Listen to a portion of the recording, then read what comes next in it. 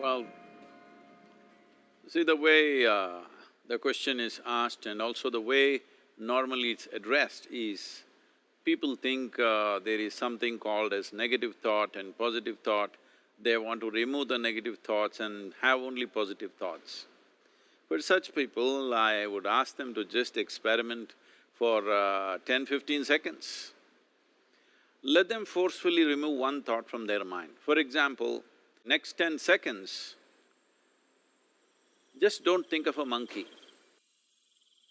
Try not to think of a monkey for next 10 seconds. You will see you will be full of monkeys. So what I'm saying is, this is the nature of your mind, because in this mind, all the three pedals are throttle. There is no brake, there is no clutch. Whatever you touch, it will only go faster. In this kind of mind, people have been taught from moral teachers and religious teachers, do not think about bad things. Well, since then it's been a full-time job. So there is no way you can handle the mind like this. This doesn't need any great enlightenment.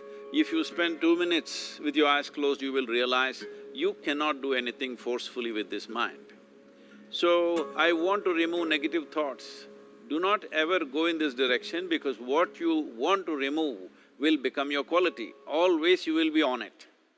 So what should I do? The thing is this, without understanding the fundamental mechanism of this mind, because our mind, human mind, is the most sophisticated computer on the planet. Even all the supercomputers have come out of this. When this is the case, is it not important that we understand the mechanics of how it functions?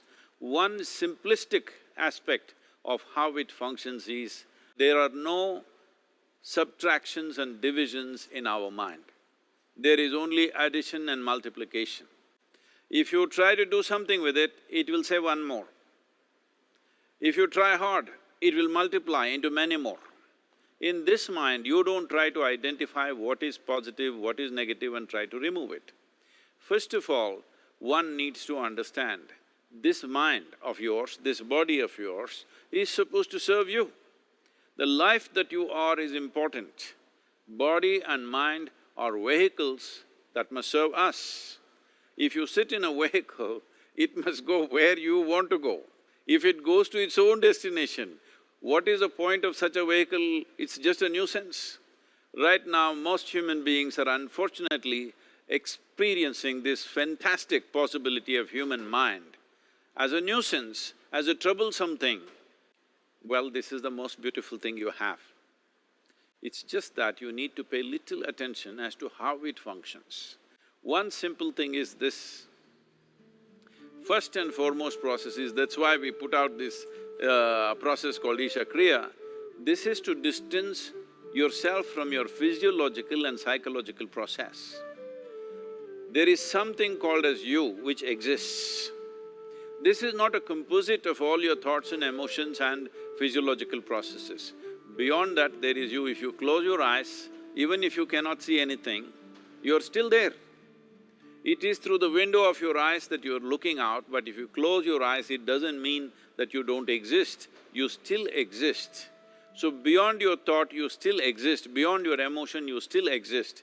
So that you, the life that you are, this has to come into your experience. Why is it that you're not allowing that to come into your experience, which is the most significant aspect of who you are? Who you are right now, the most significant aspect is, you and me are alive right now, this is it. What I'm thinking, what you're thinking is not the important thing. We are alive right now, that is the important thing. So, it is important that you focus on this fundamental sense of aliveness within you, and then you will see there is a natural distance between you and your thought process. Once there is a distance between your psychological process and your physiological process, this is the end of suffering. Because there are only two kinds of suffering that human beings go through, physical suffering and mental suffering. Once you create a little space between you and your mind, between you and your body, this is the end of suffering. This is something every human being has to experience and know, otherwise thinking I will just remove negative thoughts and I will have positive thoughts, all the best, it's not going to work 100%, it's not going to work, because nobody can remove it, they can avoid it for some time. So when negative thoughts come, you say Ram Ram, Shiva Shiva, whatever you want, but this is just avoiding, it's not gone. The moment you stop that, it will pop back with great force, otherwise it'll come back in your dreams. So it's very important, first of all you need to understand your anger, your resentment, your fear, your anxieties, the negativity that you generate. Generally resentment, anger, it is always directed towards somebody. But we need to understand this is poisons that we are drinking and expecting somebody else to die. Fortunately, life doesn't work like that. If I drink poison, I die. If I drink poison, you don't die. So, we need to understand this. When I say poison, today you can have yourself chemically analyzed. Right now, what is your blood work, what it says? 5 minutes of intense anger, check your blood work and see, there will be lots of negative elements in it, literally you're poisoning yourself. So, do you want to poison yourself? Definitely not. Now the very question is coming from certain helplessness, what shall I do? Don't do anything, just sit back and just concern yourself with something which is a life process. Maybe your heartbeat, maybe your breath, maybe just a sensation of being alive. Depending upon how sensitive or how perceptive you are, accordingly, find something. It could be a sensation in the body, it could be breath, it could be heartbeat, it could be anything, something which indicates life to you.